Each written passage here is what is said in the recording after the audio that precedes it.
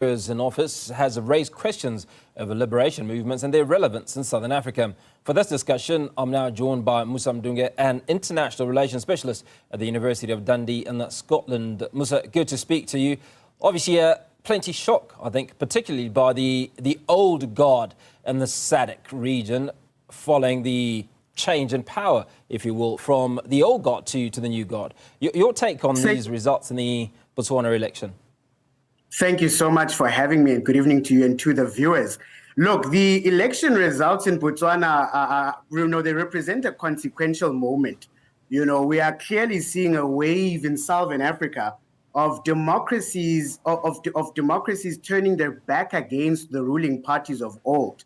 And Botswana's election results represent such a moment where the Botswana people have really decided that after years of the ruling party being in control, and yet the lived experience of the people having deteriorated over the years, that it was clearly a time for change.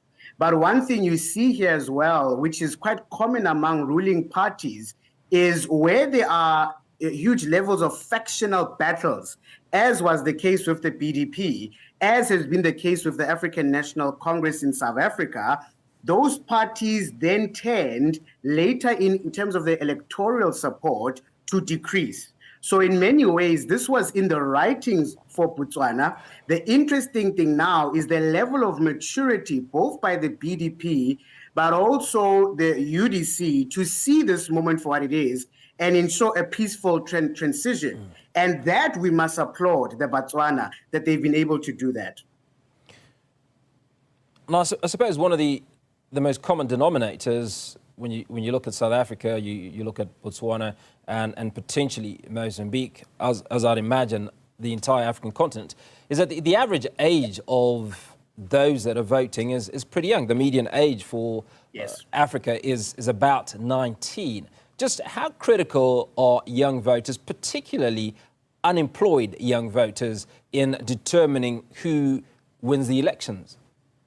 Well, young people are very, very important, given, as you've put it, their demographic size and their importance in terms of both the economy of their countries, but the politics of their country. Young people are going to determine the future trajectory of each of their countries, whether we think of Botswana, South Africa, Mozambique. The problem we have here is that the political leadership tends to be of an older generation, where there is a disconnect between the interests and the aspirations of young people, as well as the interests and the aspirations as interpreted by that leadership.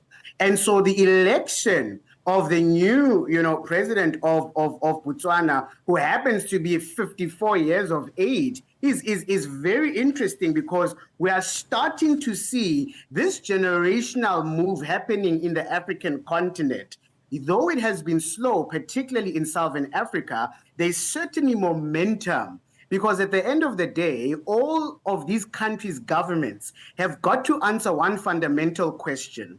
Do you have a vision and a plan for the people of your country, particularly for young people, that they can aspire to remain and build, rather than go overseas, for example, and try their life overseas? And so the key thing for African leaders currently is, what is the vision and policies that we are producing that will ensure that we retain talent of young people within our countries, that we are not seeing almost what we had in South Africa called the wasted years. And I think we are still to see the ramification of the wasted years in terms of certain generations in the future.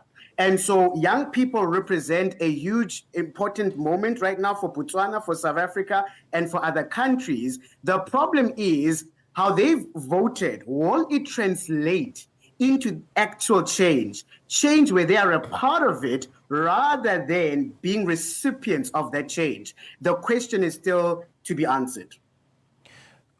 Well, the one question that also needs to be answered is, how important is it